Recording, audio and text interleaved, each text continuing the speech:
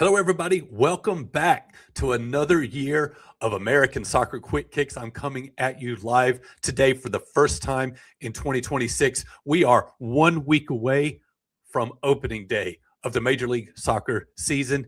We have 30 years in the books, which means we are coming up on the 30th anniversary of the inaugural match in league history. It was played on April 6th of 1996. It was San Jose Clash hosting DC United, and it came down to a late goal from Eric Winalda to score the first goal in Major League Soccer history, beating DC by a score of 1-0.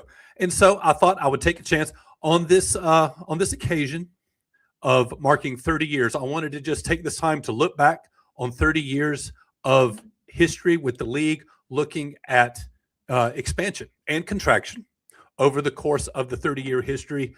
It has been, although there was a time around 2001 or so where things were very shaky and the continued existence of the league was completely uncertain.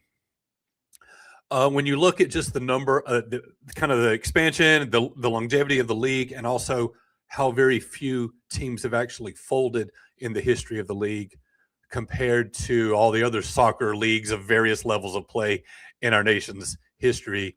It's been fairly stable and very steady growth. And I just wanted to kind of go over this a little bit because I'm fascinated by it. I watched that inaugural game on April 6th of 96, and I was following the league those first couple of years. This is how we started. Look at the graphic right here. We started in 1996 with 10 teams. And I'm going to go over these in just a second, but just to recap, we promised FIFA, the United States Soccer Federation promised FIFA, that we would have a top-flight professional outdoor soccer league if they would give us the World Cup, meaning the 1994 World Cup. And so they did that. We were awarded the World Cup, and as a part of our agreement was that we would launch a league. So the Major League Soccer itself is the legacy of the 1994 World Cup, the last time that the United States has hosted the World Cup. So far, the only time, but we're about to get it again for the second time later this year. And the question is, how much will it benefit Major League Soccer? Because we owe the very existence of the league to the first World Cup. We started right here with these inaugural 10 teams. I just want to go over them with you. Left to right across the top, we have the Tampa Bay Mutiny. This is DC United. These are the original logos. Okay, the original logos and the original names of the teams. This is what the league looked like in 1996. Tampa Bay Mutiny, DC United. This was the New York, New Jersey Metro Stars. You have the Columbus Crew, the New England Revolution, the LA Galaxy, the Dallas Burn, the Kansas City Wiz, the San Jose Clash, and the Colorado Rapids. 9 of these 10 teams continue to exist today. All of them have changed their logos at some point. None of these original logos are still being used. The New England Revolution held on to theirs the longest, but they did eventually change also. And I'm about to run through for you the last 30 years of what this contraction and expansion look like. I think it's going to go pretty quickly. I will tell you that a lot of these teams have changed names. Let me just go down the list here. See, DC, Columbus, New England, LA, in Colorado. They all have kept their names. That's 1, 2, 3, 4, 5, 6. Okay, so that's more. 6 of them have kept their names, and 1 has folded, and 3 more have rebranded with a new name. We'll get into all that right now, so let's get going. We kept these 10 teams for 2 seasons, and then in 1998, the Chicago Fire and the Miami Fusion would join the league, making it 12 clubs. The Chicago Fire remain in existence and are kind of retroactively considered a founding member of the league. I mean, they were definitely MLS 1.0. The Miami Fusion, don't get confused. We'll see in a second. They don't last very long. This is not related to Inter Miami, the David Beckham, Leo Messi team. They don't claim the Fusion's history or anything like that. But we did expand to 12 with Chicago and Miami starting in 1998. And it would last a few years, but fairly quickly. Here we are in the year 2000. And so what's that, like year 4 of the league? The San Jose Clash changed their names to the San Jose Earthquakes. which ties them into it's kind of a legacy name because the San Jose Earthquakes was the name of the NASL team that San Jose had in the 70s. And I'm not going to track here on this slideshow. I'm not going to track all the name changes necessarily that the teams have gone through.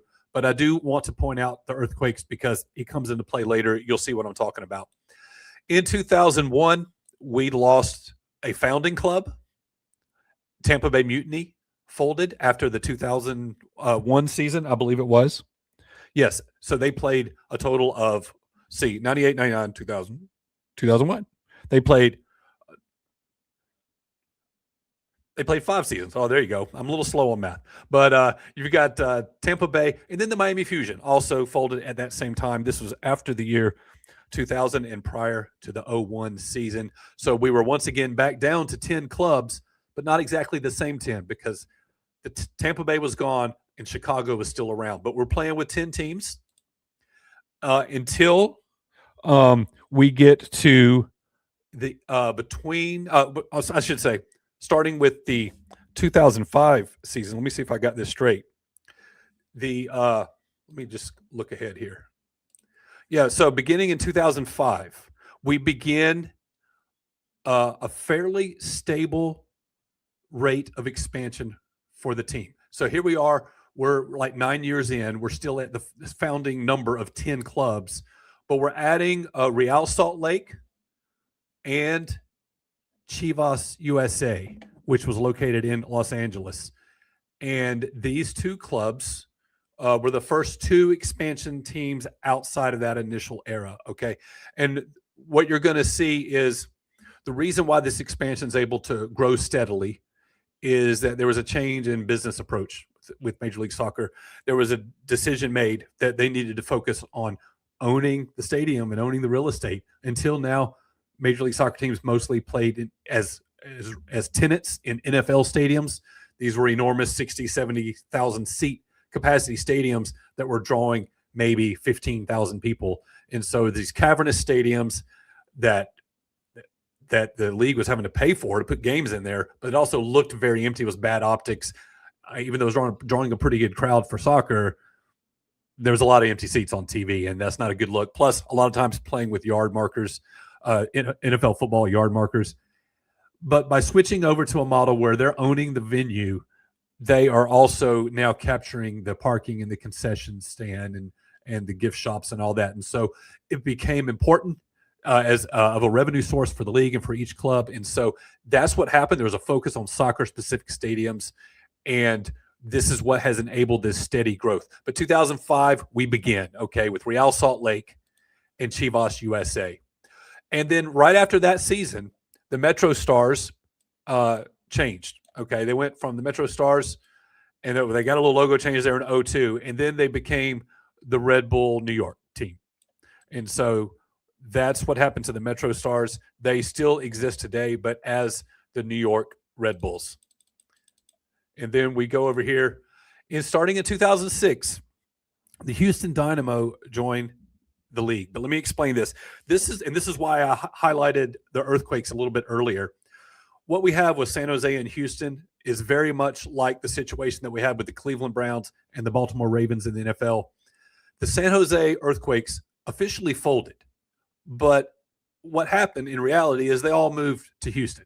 So you got the same front office, the same ownership, the same managers, the same roster, the same players, everything. They just started the 2006 season in Houston calling themselves the Dynamo, and there was no San Jose team. It was the same team, but not officially.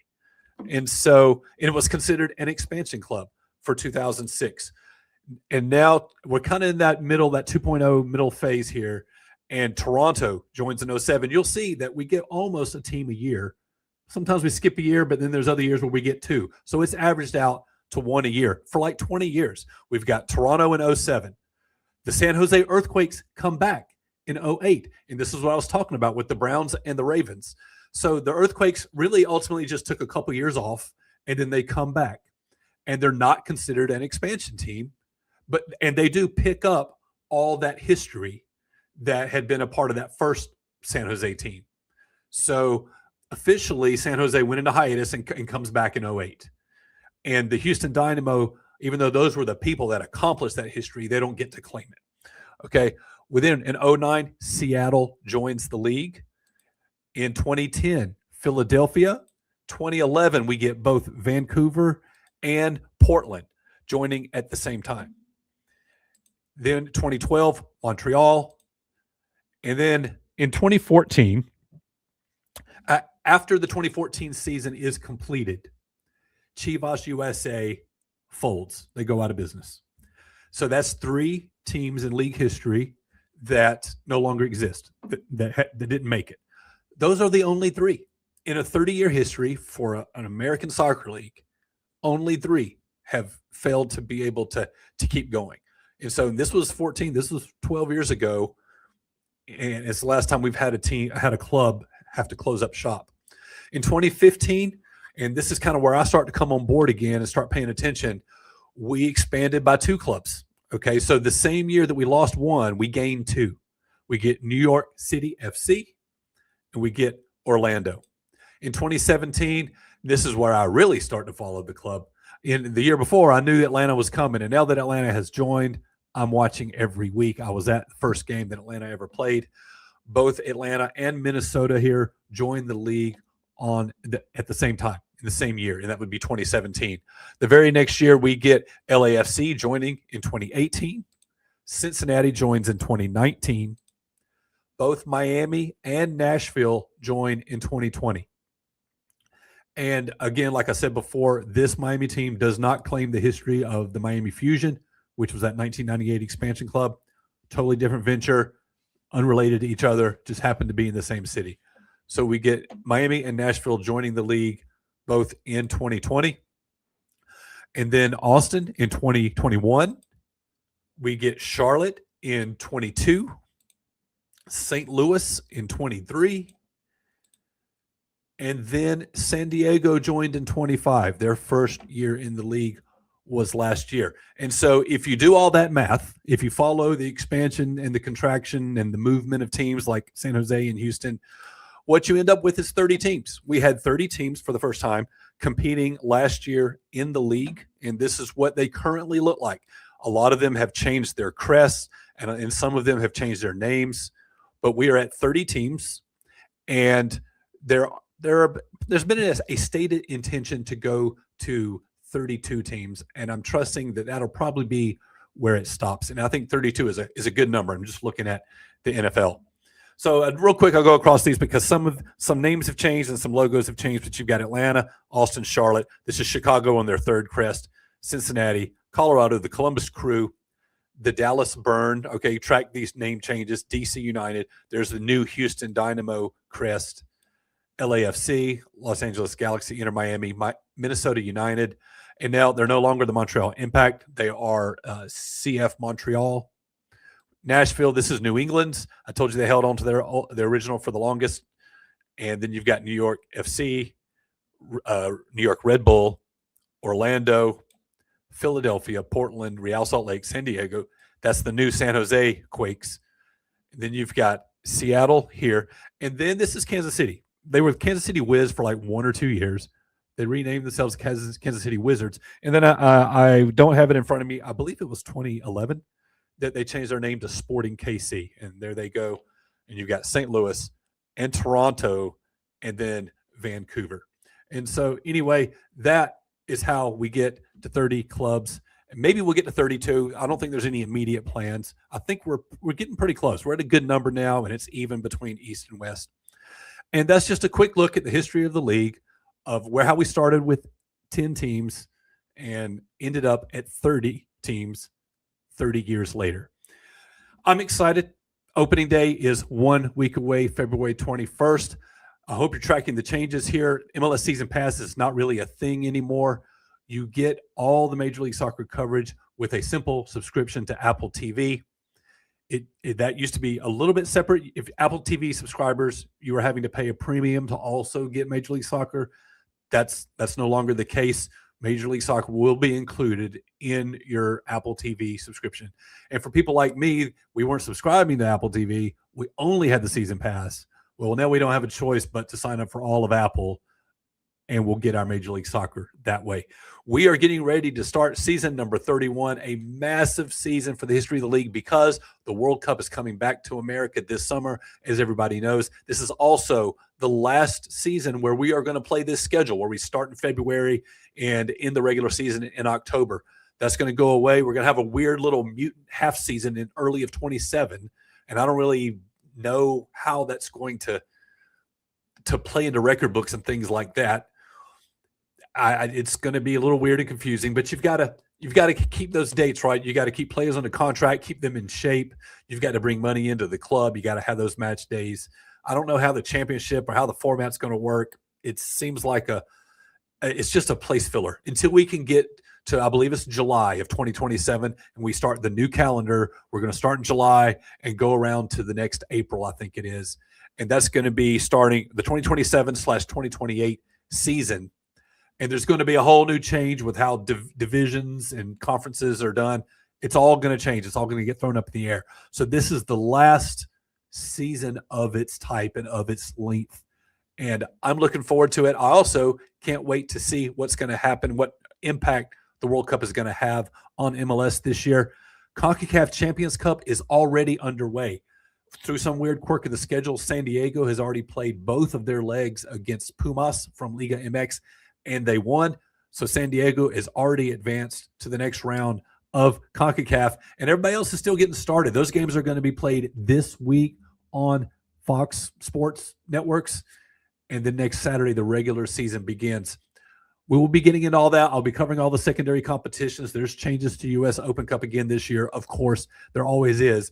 But this is the time of year that I get the most excited, and I can't wait to tune in. I'm watching Cincinnati host Atlanta next week. I'm also going to be watching the LAFC game that's coming on late.